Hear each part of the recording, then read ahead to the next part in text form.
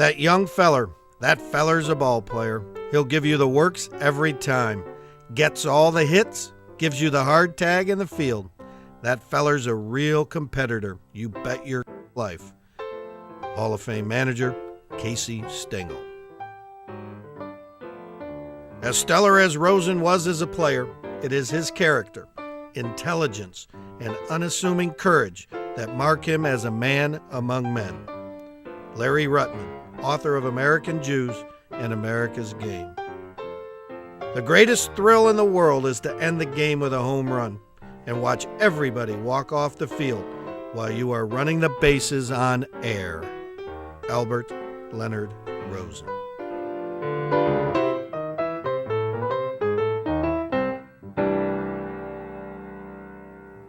Sort of the last man standing from that era. Most of the guys that were reporting baseball in those days are gone, but I was young. I mean, I was 21 when I started out as a baseball writer and a reporter for International News Service, and we covered not only baseball, we covered football, we covered basketball, we covered murders, we covered whatever the news was in our town.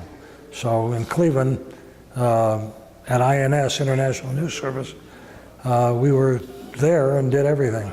Is that something you always wanted to do, to do the reporting? Well, I was a terrible student in school. I flunked 8th grade grammar, and I've written 9 books, so that will tell you something about how the grammar works. But in high school, I got interested in journalism, and that's what I pursued. I never went to college. I went to work for a wire service at the age of 21, and was there until International News Service merged with United Press in 1958. I worked for a film producer for a couple of years, and then went to work for Goodyear in public relations.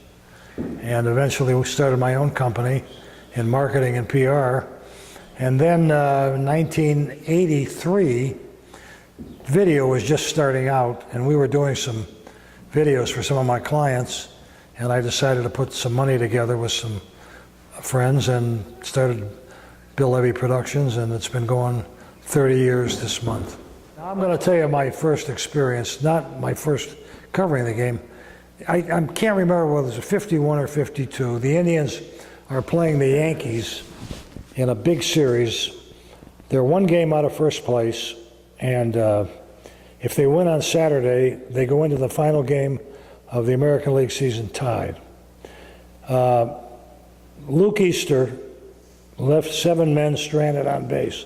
He was a big, black first baseman, and he left 7 men stranded on base, personally. And so he walked into Al Lopez's office. All the other writers are around the room, and I, being a Cub reporter, I said, "Al, do you think Luke Easter choked?" They're still pulling Al Lopez out of the ceiling because he went, "Don't ever say anything like that." So for years after that, anytime the writers in Cleveland wrote about somebody choking, they told the story about the Cub reporter who asked Al Lopez if Luke Easter choked. I learned a lesson that day. Some really good columnists, Franklin Wadey Lewis and Frank Gibbons, were both baseball writers and columnists. Gordon Cobbledick was the sports editor of the Cleveland Plain Dealer. Ed McCauley and Regis McCauley at the Cleveland News, and then later Hal Lebowitz became a writer for the News and the Plain Dealer. But it was fun in those days. Going down to the ballpark, I had to be at work in the morning at the bureau because I also wrote news at 5 o'clock in the morning. And then, then I'd go home and take a nap and then go down to the ballpark. And the Indians had a thing called the Wigwam. It was a little private club for the club executives and, their friends and writers and visiting media. So I'd have a sandwich and then I'd go down on the field and interview whoever was hot in the American League at that time. Mickey Mantle, Ted Williams, go sit in the dugout with Casey Stengel.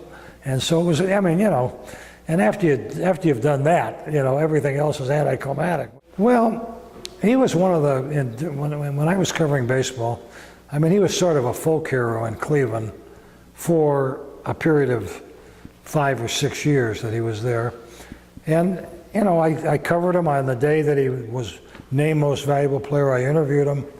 And then in 2001, when we did a documentary on the history of Cleveland Indians baseball for public television in Cleveland, I went out to Rancho Mirage and interviewed him. And, and I had the footage. And one day I woke up, I said, this has been 60 years since Al Rosen won that MVP. Wouldn't it be neat to do a documentary on him? And I started working on a script. And I went to the Indians and said, this is the 60th anniversary. I'm doing this documentary, you want to help us out? And so they gave us a little bit of money for expenses, but pretty much we did it on our own. Well, the moment is that he's the only guy out of everybody who's played in Major League Baseball who made it as a player and also as an executive. And he's the only one that got that award, both awards. So, his career as a player was short because of injuries, but he's a great guy and smart as a whip, even today at 89. And it was a pleasure to do it. The one thing about Hank, I mean, you could write a story. And he would look it over, and if the story was 99.9% favorable, he'd find something in the story negative about him that he didn't like. And he'd seek you out? Yeah. Well, it was crazy. I mean, the Indians won 111 games out of 154 in 1954. They now play 162. That was a record at that time. And they had two 20-game winners, Lemon and Wynn, and Mike Garcia won 19 games, and then they had Bob Feller who won 15, and Hal Newhouser was on it. So they had a fabulous pitching corps, great hitters, and they had 2 relief pitchers, Ray Narleski and Don Mossy. That's it, because the pitchers finished the games. Dougie wasn't going to play in the game.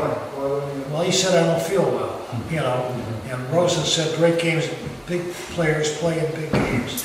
And on the way out to the ballpark, when playing the national anthem, Dougie said something. I don't know what the words was Al didn't say, but Al said, I just couldn't take it anymore. And I went over and we got in a fight. And I said, what happened? He said, let's put it this way, he was disfigured. Which means he got the crap beat out of him. Well, I'm glad you enjoyed it, and thank you for inviting me.